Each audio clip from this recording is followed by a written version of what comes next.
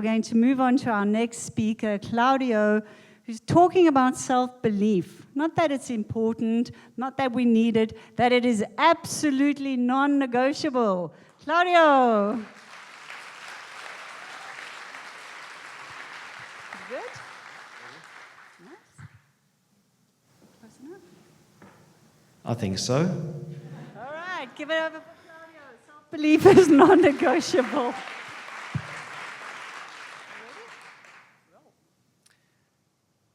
The dark side of achievement.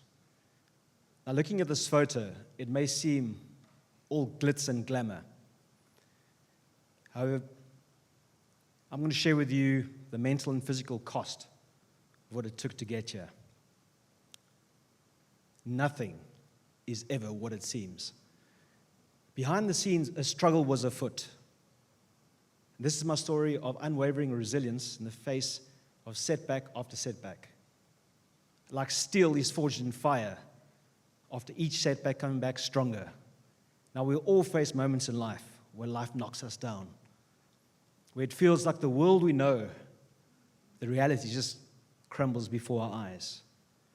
And it's in this chaos, this discomfort, when as we rise to our feet in a state of disorientation, that we truly have a look and get a glimpse of our character. Now, this story begins with success.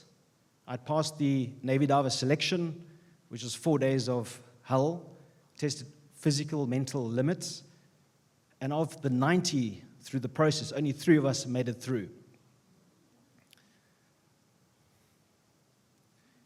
Now, it was a big triumph, and that was the first step towards being part of the few, the proud. But one of the scariest moments was swinging back from a Roman Rock lighthouse in the early hours of the morning in what is known to be inhabited by great whites, and all we had was a Speedo and a luminous stick for identification. Now, the ambition was to be part of an elite, the sharp end of the organization. That was the ultimate goal, and this was the first step towards that goal. I had it all lined up. Just days later, I was involved in a horrific motorbike accident, leg shattered, intense physical pain. But more devastating for me was the emotional blow, dream shattered.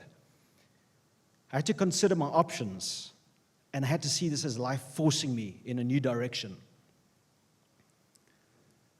But each morning I'd wake up and tell myself, something special is going to happen today, and adversity is not finality. After months of contemplation and self-reflection, I changed direction and went for naval officer training.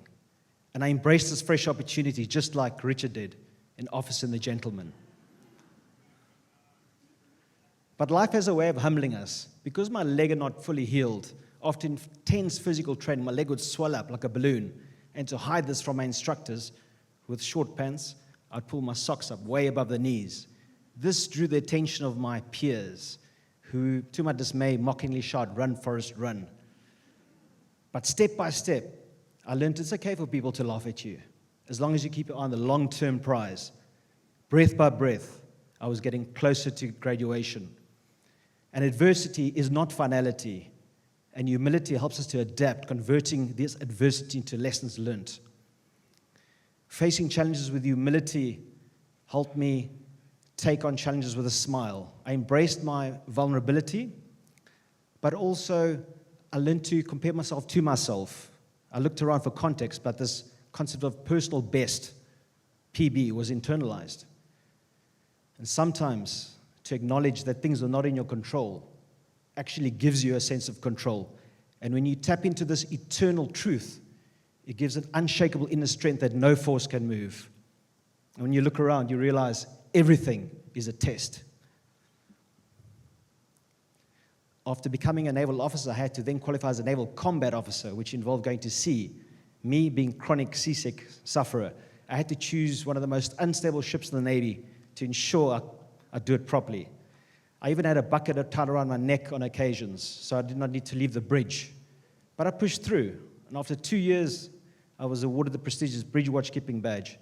And the senior officer, who was instrumental in tying this bucket, He singled me out about my remarkable transformation in terms of perseverance, endurance, and competence in the face of massive challenges. Finally, I said to myself, I can kick the bucket. But it was that pivotal moment when I stood there reflecting, when I hit rock bottom. For many, it signals the end, the abyss. But no, rock bottom is a bottom, albeit a low place. And from that low platform, I launched myself off and came back stronger and more determined. I was soon appointed the second in command of the warship. And I cannot blame people for not taking me seriously. I think it's difficult to command an aura of authority whilst having a bucket around your neck. But when no one else believed, I never stopped believing. Self-belief is non-negotiable. I even had my Richard Gere moment as we went to a foreign port and I was chosen to be the chaperone of a local beauty queen. It was kind of contrast to the rugged grittiness environment that I'd been accustomed to. But sometimes you have to eat the dirt to taste victory. And each bit of adversity takes you closer to that breakthrough. Now that breakthrough is not from avoiding the obstacle, but taking it head on, having that self-belief and humility to adapt when we get it wrong or we make a fool of ourselves. But we are truly forged in the fire of adversity, not as we once were, but as something stronger, wiser, and unbreakable. So my 3 lessons. First, adversity is not finality.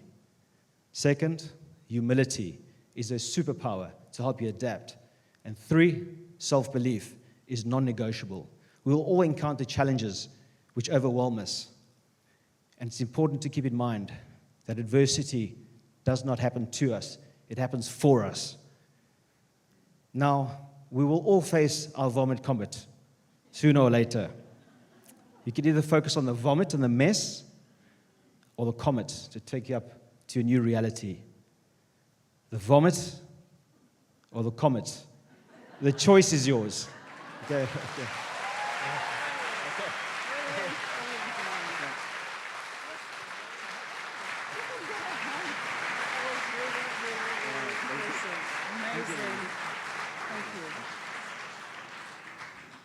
So the vomit or the comet, the choice is yours.